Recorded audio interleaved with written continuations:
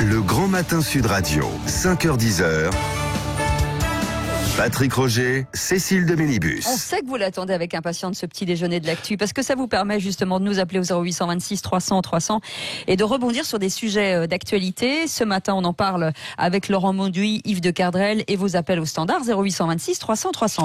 On va partir sur les niches fiscales. Patrick. Oui, alors mais il y a plusieurs sujets qui peuvent vous faire réagir. Évidemment, il y a toujours cette histoire du foulard, du voile. Nous allons y revenir dans un instant. Annie Genevard pour les Républicains était très claire tout à l'heure. Elle souhaite qu'il y ait une nouvelle charte, qu'on remette en place la circulaire, notamment pour les mères de famille accompagnant les sorties scolaires, pour qu'il y ait une clarification. On va en débattre dans un instant avec vous. Et puis, je ne sais pas ce que vous en pensez. Vous, est-ce que il faut laisser ces femmes tranquilles entre guillemets avec leur foulard et leur voile, ou alors au contraire, est-ce qu'il faut être très ferme? Pas d'espace dans les lieux publics. Il y a la Turquie et une forme d'hypocrisie autour des ventes d'armes également. Nous y reviendrons bien sûr. Il y a la Française des Jeux avec cette privatisation. Yves de Kerdrel en a parlé ce matin. Vous ou hier, vous aussi ce matin, Laurent Mauduit. Et puis il y a beau sujet. Et puis il y a l'autre sujet dont on débattra d'ailleurs tout à l'heure à 9h15 et on peut démarrer dessus, sur les niches fiscales. Alors il en existe plus de 500. On a du mal, d'ailleurs, il y a des trous noirs parce qu'il y en a certaines, on ne sait même pas on a du mal à les évaluer. Oui, puis à les évaluer. Qu'est-ce que vous en pensez? Il faut faire cette traque aux niches fiscales? Laurent Mauduit, Yves de Kerdrel, Laurent? Écoutez, il y a deux façons de prendre les choses, le débat, soit sous l'angle de la moquerie, soit de manière sérieuse. Sous l'angle de la moquerie, parce que vous vous souvenez, sans arrêt, on pointe des petites niches fiscales, les tailleurs de pipe de Saint-Claude, voilà. Et aussi dedans, il y a les journalistes. Les journalistes, bien sûr, qui ont une niche qui est d'ailleurs plafonnée, et pas réévaluée pour l'indexation. Non, qui d'année en année baisse. Moi, je suis pour la suppression de toutes les niches, y compris celles des journalistes, à commencer par celles des journalistes. Parce que le principe, le bon principe républicain, c'est l'égalité face à l'impôt, et donc il y a eu par tranches successives de clientélisme, des niches qui sont rajoutées aux niches, qui sont rajoutées aux niches.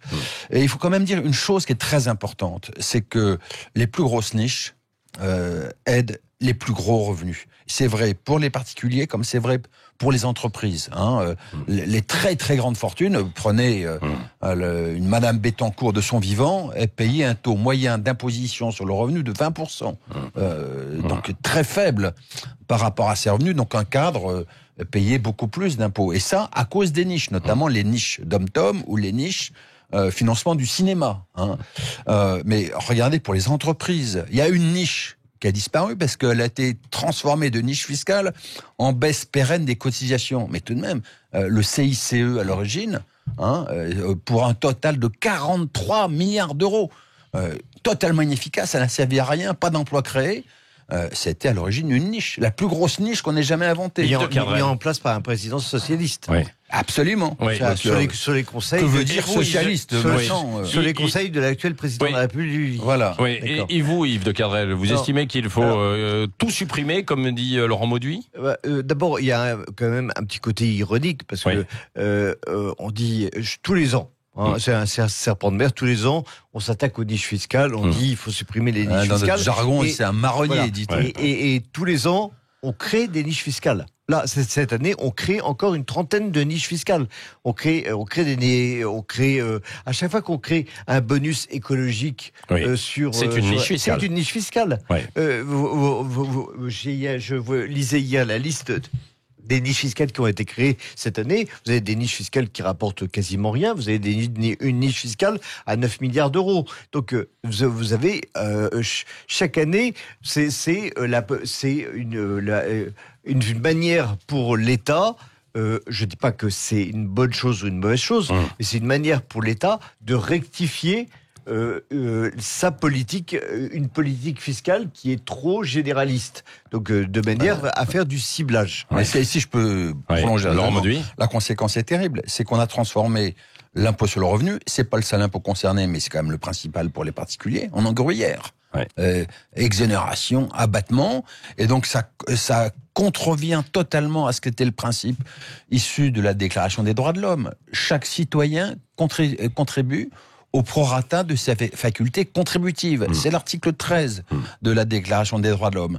Plus on est riche, plus on paye. Or là, le paradoxe de ces abattements, de ces niches, c'est que si vous faites un graphique, le taux moyen d'imposition monte progressivement en fonction de vos revenus, et puis hop, les très riches, hop, ça se met à redescendre. Oui, c'est vrai. Et donc la vraie question, en absolu, ils versent quand même beaucoup plus que les autres, quoi. Oui, mais le vrai débat devrait être non pas sur les niches. Le vrai débat, c'est comment est-ce qu'on reconstruit, comment est-ce qu'on refonde un impôt républicain. Et donc, le principe, c'est on annule tout, puis on voit comment on fait. Un grand Big Bang fiscal qui avait été promis et qui... Je prends l'exemple de la presse, notre exemple à nous, mais ça vaut pour tous les autres sujets. Dites-le parce que ça intéresse beaucoup les auditeurs. Non, mais parce que l'abattement fiscal des journalistes, à l'origine, à la Libération, avait un objet, la presse était pauvre, il fallait aider la presse, et donc on donnait une contribution pour aider les journalistes à s'habiller correctement. C'est ça l'origine. Mais faut-il aider la presse ? Sans doute. De quelle manière ? Par des aides directes ? Je ne pense pas. Je pense qu'il faut plutôt avoir des aides indirectes, par exemple, pour aider les lecteurs à acheter les journaux. Donc une TVA à 0% pour la presse serait intelligente. Ou en tout cas moins forte, quoi.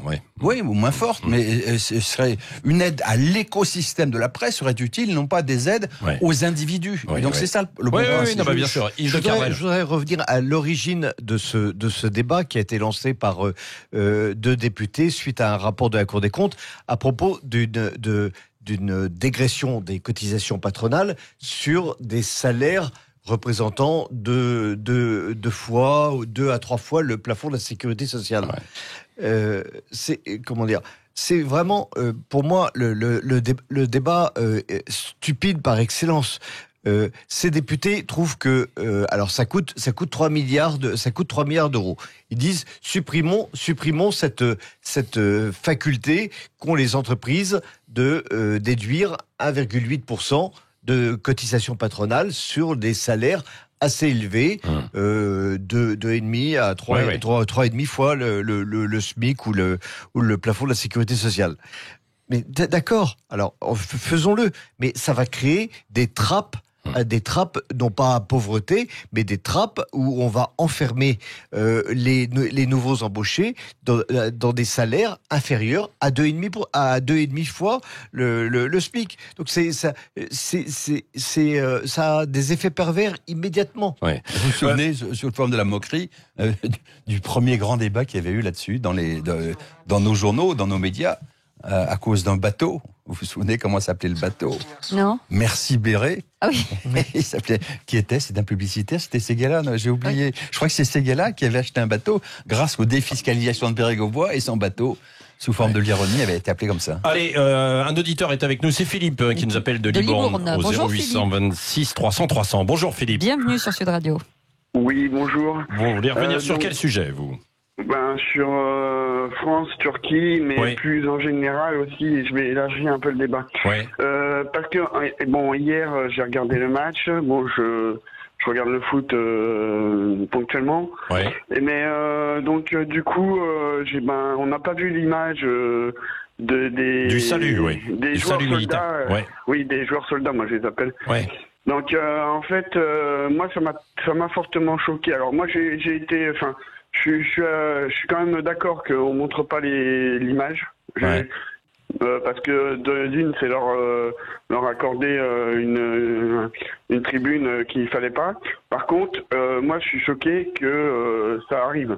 Donc j'ai expliqué à quoi j'ai pensé hier soir quand j'ai vu ça. Ce matin plus précisément, mais j'avais déjà vu des images d'avant. Alors en fait, moi ça me rappelle étrangement une certaine époque. Entre 1930 et 1940, parce qu'on n'arrête pas de nous rabattre les oreilles avec les heures les plus sombres de notre histoire et de l'histoire européenne. Mais quand les parallèles sont vraiment là, parce que on nous rabat les oreilles tout le temps, mais à défaut et à mauvais escient. Mais là, franchement, si les gens qui disent ça tout le temps, ils n'ont pas vu le parallèle, moi je revois très bien les images d'archives de 1936, 1938, les Jeux Olympiques, les footballeurs qui font le salut nazi et tout ça. Moi, honnêtement, le régime d'Erdogan, la Turquie était déjà l'allié de l'Allemagne nazie en 39-40. Là, Erdogan, on est clairement sur une personne fasciste, fascisante. Je pense que tous tous les Saint-Mitouches qui agitent le drapeau du fascisme à longueur de temps, je les entends pas. Aujourd'hui, je les entends pas parler de ça. Non, mais vous avez... Oui. Alors, je veux finir juste. Oui. En plus, dans notre société, il y a tous les signes qui sont là. Je veux dire, l'histoire du voile aussi, c'est les tenues vestimentaires qui sont provocatrices. C'est exactement ce qui s'est passé dans les années 30. Le fascisme, il a rien inventé. C'est toujours la même chose. Ouais. On voit des tenues vestimentaires différentes. Et on voit des provocations. Oui, voilà. Philippe. Non, mais je comprends bien ce que vous restez avec nous. On va en parler dans un instant. On va en débattre juste après le rappel des infos de 9h avec Arthur Delaborde et on continuera d'en parler. Vous pourrez rester en ligne avec nous et vous pouvez continuer de nous appeler 0826 300 300. Allez, à tout de suite sur Sud Radio. 9h05, merci d'être avec nous. 0826 300 300, c'est le moment pour vous d'appeler et de partager avec nous les sujets qui vous intéressent avec nos éditorialistes du jour, Yves de Kerdrel, Laurent Mauduit et vos appels au standard pour pas mal de sujets sur la table encore, Patrick. Oui, alors on parlera, nous avons évoqué les niches fiscales tout à l'heure, nous y reviendrons dans notre débat dans un quart d'heure maintenant et vous pourrez réagir. Est-ce qu'elles sont véritablement utiles ? On a vu que c'est quand même assez compliqué. Laurent Mauduit est pour qu'on rase tout et qu'on rebâtisse en fait quelque chose. Yves de Kerdrel nuance un peu les choses. Nous allons voir ça. Pour l'instant, en tout cas, vous estimez à plus de 70% qu'elles ne sont pas utiles ces niches fiscales. On va revoir ça donc dans un instant avec des spécialistes et toutes vos questions d'ailleurs. N'hésitez pas, vous pouvez appeler dans 10 minutes. On a évoqué avec Philippe de Libourne qui était avec nous, Yves de Kerdrel, Laurent Mauduit, le match hier, le salut des militaires des joueurs turcs après leur but qui n'a pas été montré à la télévision. Et puis, il y a toujours cette histoire du voile au Conseil régional. Un peu que la banderole, d'ailleurs, on soutient aux Kurdes. Oui, pas plus que la banderole, c'est vrai. Oui, c'est vrai. Ça, on aurait dû montrer ce salut militaire ou pas à la télévision ou la télévision a fait le bon choix de ne pas le montrer. Qui décide de censurer telle ou telle image ? Ensuite, on peut les commenter, on peut réagir à ces images, mais... Je ne vois pas pourquoi un cadreur choisirait de montrer un événement qui ne lui convient pas. Oui. Moi, personnellement, je pense qu'il fallait aller beaucoup plus loin. Je veux dire, on a eu un débat il n'y a pas longtemps encore sur les cris racistes et homophobes dans les stades, et avec la question de savoir s'il fallait interrompre un match. Je pense que un salut militaire qui salue des gens qui sont en train de massacrer des Kurdes, ça valait que l'interruption d'un match. Il fallait interrompre le match. D'ailleurs, la FIFA va quand même se saisir un peu de ça. Elle va regarder les séquences vidéo pour savoir s'il y a des sanctions à prendre ou pas. Du coup, on en vient, à mon avis, à ce qui est le fond du problème, parce que c'est la ministre des Sports qui saisit les instances européennes du football en disant il faut qu'il y ait une sanction. Moi, ce qui me choque dans l'histoire, c'est la schizophrénie française. C'est que d'un côté, il y a cette demande, sanction. De l'autre, par ailleurs, la France a annoncé qu'elle allait suspendre les livraisons d'armes à la Turquie, une sorte de moratoire pour un temps que l'on ne connaît pas. Alors que par ailleurs, c'est la France, en grande partie, qui a armé la Turquie. J'ai été reprendre le rapport fait au Parlement il y a 3 mois. Sur 10 ans, 500 millions d'euros d'armes vendues à la Turquie. 600, oui. Un peu plus de 500. Voilà. Et ce qui est très choquant dans l'histoire, c'est que on sait que la France a l'habitude d'armer les régimes autoritaires, le néofasciste Bolsonaro au Brésil, l'Arabie Saoudite qui fait la guerre, qui tue des civils au Yémen. Et donc là, il y a un aspect qui est très très choquant parce que cette schizophrénie ne joue pas que sur les ventes d'armes. Souvenez-vous aussi l'accord européen avec la Turquie sur la question des migrants. On a fait de la Turquie le réservoir pour empêcher les migrants d'arriver en Europe. Donc on en appelle à Erdogan. Quand ça nous arrange, quoi. Quand ça nous arrange. Et ensuite, du même coup, la dénonciation des crimes abominables qui se passent, comme le dit Yves à juste titre, du coup, la voix nous manque. La voix n'est pas crédible. Et donc, du coup, je trouve que c'est un regard sur une politique diplomatique française qui est globalement néoconservatrice, mais qui est aussi sinueuse, qui est illisible, incompréhensible. Il devrait y avoir une ligne de force, soutien aux pays démocratiques, soutien au mouvement démocratique. Or, c'est visiblement pas ça la ligne de la diplomatie française. Il ne peut pas, vous l'avez dit vous-même, il ne peut pas y avoir cette ligne de force, malheureusement. Et Monsieur Le Drian a été condamné à simplement dire qu'il serait absent hier au match de foot. C'est quand même assez dommage de la part d'un ministre des Affaires étrangères. Pourquoi ? Parce que, comme vous l'avez dit, la Turquie retient, et c'est le cas de le dire, 3 millions de réfugiés syriens qui sont prêts, ils sont prêts à les lâcher vers l'Europe si jamais on dit la moindre chose, on fait contre le massacre des Kurdes et si on lève le petit doigt. Donc Monsieur Erdogan, il a un moyen de chantage. Les Kurdes ont un moyen de chantage aussi parce qu'ils peuvent, et d'ailleurs c'est ce qu'ils font plus ou moins selon certains, c'est de relâcher aussi potentiellement des djihadistes pour dire attendez. Si vous nous aidez pas, on va relâcher dans les camps parce qu'il y en a beaucoup. Ça, c'est un moyen de chantage. Mais c'est un autre moyen de chantage, mais ça existe. Qui joue aussi contre nous parce que évidemment, non mais bien sûr. Ces djihadistes, on va les retrouver en France. Non mais bien sûr. Non mais je disais, c'est un moyen de chantage pour qu'il y ait une intervention, aussi, mais qui ne vient pas. Et sur ce que disait quand même Philippe de Libourne tout à l'heure, c'est-à-dire que lui, à travers ce salut militaire, comme le port du voile, il mettait ça quasiment au même plan. Il dit que ce sont des gestes fasciste, c'est-à-dire que. Attendez. Oui, mais attendez. Non, mais c'est vous entendez l'aspect quand même qui est. Non, mais c'est ce que dit Philippe. Attendez. Là, il ne faut pas faire une sorte de mouvement de culbute pour dire l'inverse des choses.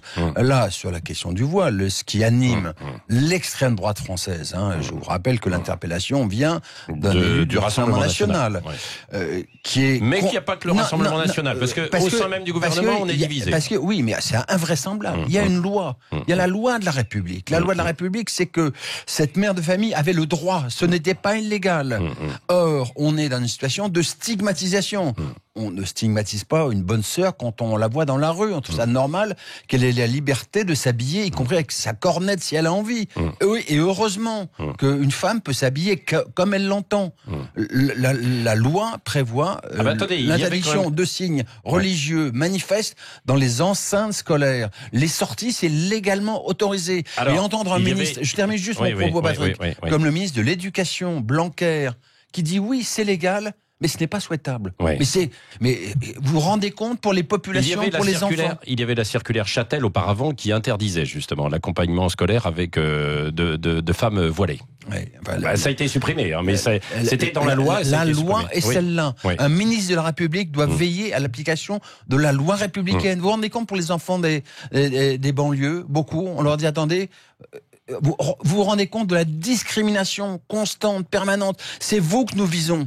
C'est pas comment est-ce qu'on peut admettre dans une république qu'on stigmatise des populations sans arrêt? Ça montre bien. Est-ce que Laurent, on peut admettre aussi dans le même temps que certaines femmes, parce que ce sont des gestes en fait, c'est pas anodin de porter en fait le voile tel qu'il était porté l'autre jour, aillent dans des enceintes publiques, dans des écoles également, et donc et le montre en fait aux autres enfants. On leur impose dans ça. Cette enceinte-là, c'était légal. Elle avait le droit de le faire. Et donc pourquoi la dénonce-t-on? Je pense qu'il y a en France un climat favorable à l'extrême droite. Les idées de l'extrême droite se propagent. Et ce qui est très inquiétant, c'est que les partis républicains, pour certains d'entre eux, reprennent ces idées-là. Honnêtement, c'est un parfum des années 30. Dénonciation. Imaginez qu'on dise la même chose, mais que ce soit pas ces populations-là, que ce soit les juifs. Il y aurait une indignation. Comment pouvez-vous stigmatiser une communauté? Et là, c'est ce qu'on fait avec une autre communauté. Et je trouve ça très inquiétant. Yves de Kerdrel face à Laurent Mauduit. Je serais un petit peu plus nuancé, en tout cas. Je pense qu'il y a toujours une femme qui porte un voile et qui va à une sortie scolaire, qui est seule avec ce hijab, qu'elle accompagne des enfants ou pas, peu importe. Mais il y a un acte prosélyte d'une certaine manière par derrière.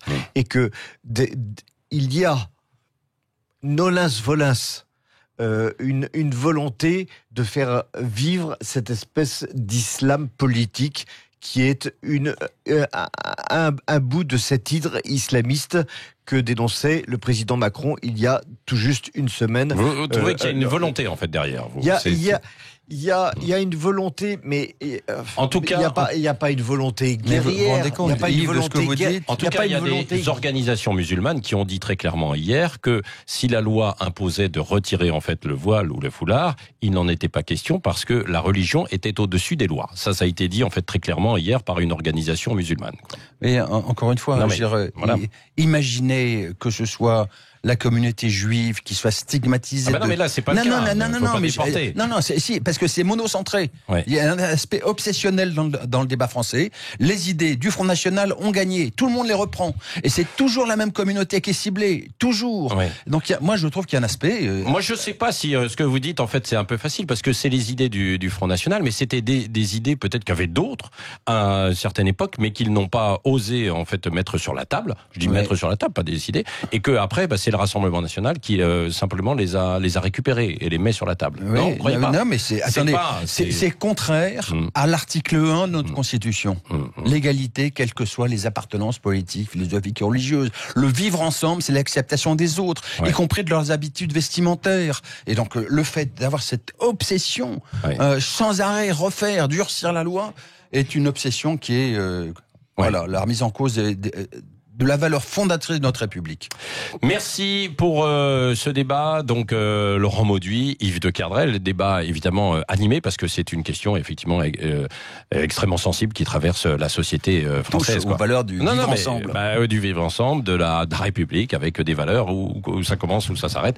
Peut-être pour ça d'ailleurs qu'il y aura de nouveau un débat pour redéfinir les règles.